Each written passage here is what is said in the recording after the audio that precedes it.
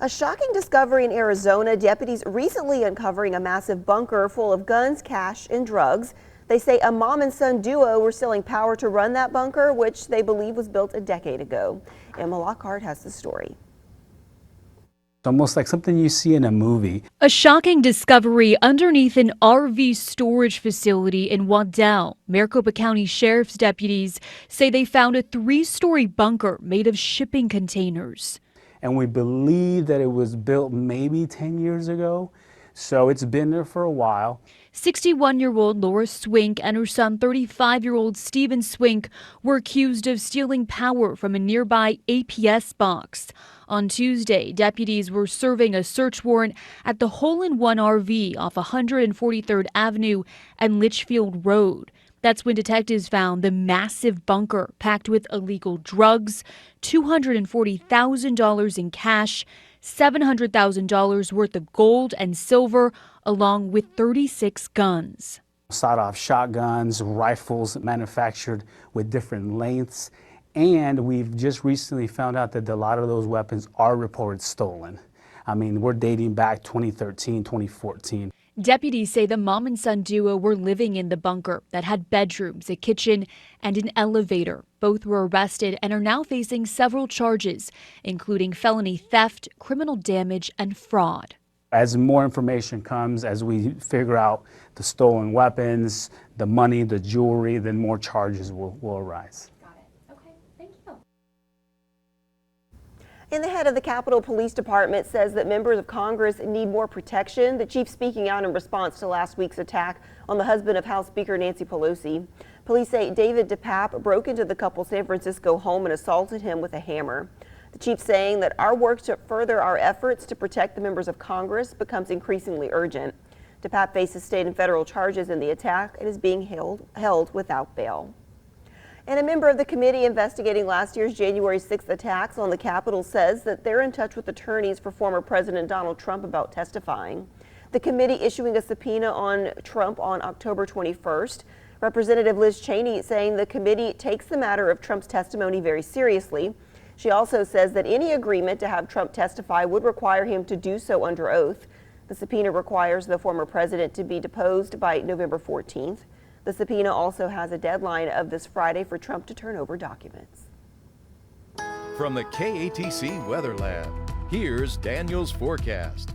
64 in New Iberia right now, mostly cloudy skies. Winds are from the northeast at 7 miles an hour. Dew points coming in at about 58 so far. Visibility right around 10 miles. There are no issues with fog or anything like that. It's actually fairly quiet outside. Just handful of clouds, really all that you got. We've hit a couple very light sprinkles this morning. Looks like maybe a little bit of that out over through St. Mary Parish, but nothing that's too heavy. Everything has been very, very light so far this morning and not really going to be lasting through much of the day here today. 65 in Cameron, Grand Chenier, 64 Pecan Island. Lower 60s from Kaplan through Abbeville and on into New Iberia. That is for the morning. And then by the time we get to the afternoon, you're looking at those temperatures pushing their way up into the mid 70s, probably sit about 75, 76 degrees. Out there by lunchtime, that's about what our highs were yesterday. So it's warmer today, pretty significantly so. We'll be in the 80s here, and this starts a stretch of 80-degree days that's going to last through the rest of this week at least, and probably see a lot of it for next week as well. So look for highs to get right around 80. By the evening commute, you're talking upper 70s for Morgan City up through New Iberia and onwards towards Kaplan, all about 78, 79 degrees with mid-70s down along that immediate coastline. As far as offshore goes, there are some more showers offshore. Well offshore and kind of sitting off the Texas coast, but if you are headed in that direction, a little bit of active weather through there. Higher conditions in deep water areas for the lakes and bays, seas probably about 2 to 3 feet, a little bit of a chop. Winds down to the east at 10 to 15 knots. And a quick look at those Wednesday river stages here for the middle of the work week. Going to talk about that weekend coming up, some of the showers, thunderstorms that we could expect on Saturday. We'll have that here in just a few minutes. Katie? All right, thanks, Daniel. House Bill 537 starting as a way to make it mandatory for insurance companies to cover fertility treatments. Now, when it looked like that may go nowhere, Representative Paula Davis turning it into the Preservation Act, a way to help women and men freeze their sperm or eggs before undergoing chemotherapy or radiation. I am 20 years old. It was a really, really hard decision. It was one of the toughest things that I've had to decide. I eventually want kids at some point, so it was just not too difficult of a decision. In January, Holly Moe got engaged.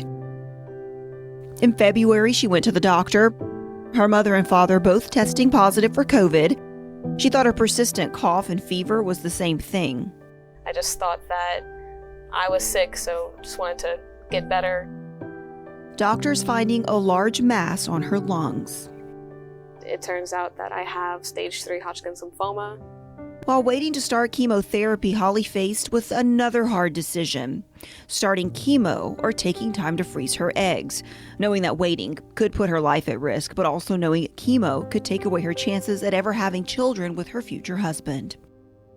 To choose between having chemo right away or to preserve my eggs, I'm so happy that we had a time frame in between to be able to freeze my eggs and go through that entire process, because if I had to take chemo right away, then we wouldn't even have had that chance. Little did she know the obstacles wouldn't stop there.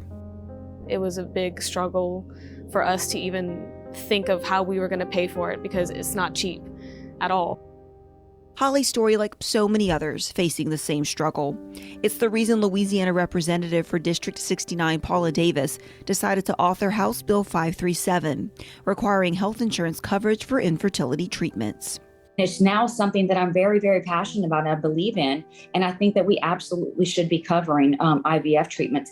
And, we don't have to cover many treatments, but at least if we can provide families with that ability to go through 1 or 2 treatments without having to come out of pocket, because it's a lot of money. That bill changing drastically on the House floor back in May, the IVF portion of the bill taken out and the Preservation Act put in, freezing eggs and sperm of those undergoing chemo or radiation. The number of people that this would impact, just fertility preservation in Louisiana, would be about 2,200 people a year. Now, that's 2,200 people fighting a disease that may cause infertility. That doesn't mean that 2,200 people would be eligible for fertility preservation. So it really is a really low number when you think about it. But again, it has such a huge impact. And for me, it's how can you put a price on creating families? This year, HB 537 did not pass, the Preservation Act dying in committee. Despite this setback, Davis says she's not giving up, pushing forward to the next legislative session. I'm just really excited to take up this cause and be a champion for this cause. As for Holly, feeling defeated once again, she received an unexpected gift. I was more than blessed to have my godmother offer to pay for it.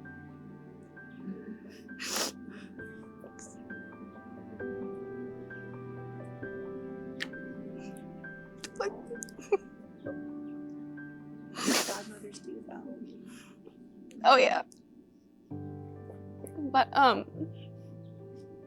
So she's giving you the chance. oh gosh, yeah. And we also have so many friends and family that are supporting us, and not a lot of people can say that they have that, and I didn't choose to have cancer. I've had 4 rounds of chemo already, and that was still the hardest, absolutely, over any of the side effects from chemo. But one she's thankful to have had the chance to go through so that one day she and her future husband get a chance to expand their family when they're ready. All right, so we had Representative Davis on yesterday, and you guys can read that story over on KATC.com and also keep up with where this bill goes when she reintroduces it in April.